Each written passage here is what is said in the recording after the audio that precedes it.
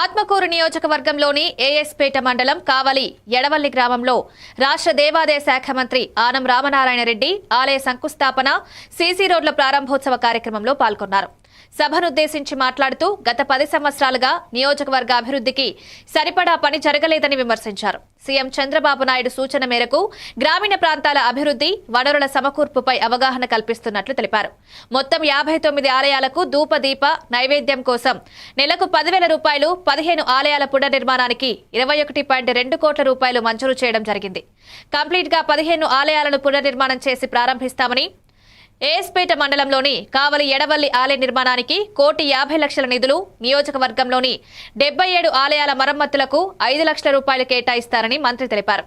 మనకున్నటువంటి నిబద్ధత, ఆ నిబద్ధతతోనే ఇవాళ ప్రభుత్వం పనిచేస్తుంది.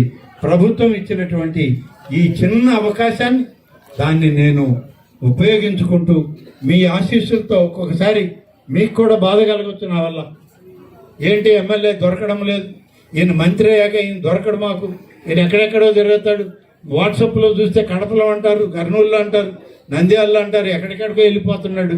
మాకు మాత్రం కనపడడం లేదు. నేను మీకు కనపడుతూనే ఉన్నా. మీ గ్రామంలో ఉన్నటువంటి ఆ యొక్క భగవంతుని స్వరూపంలో నేను కూడా ఒకడిని మీకు కనబడుతూనే ఉన్నా. కనబడకుండా ఎక్కడికి పారిపోయేది లేదు.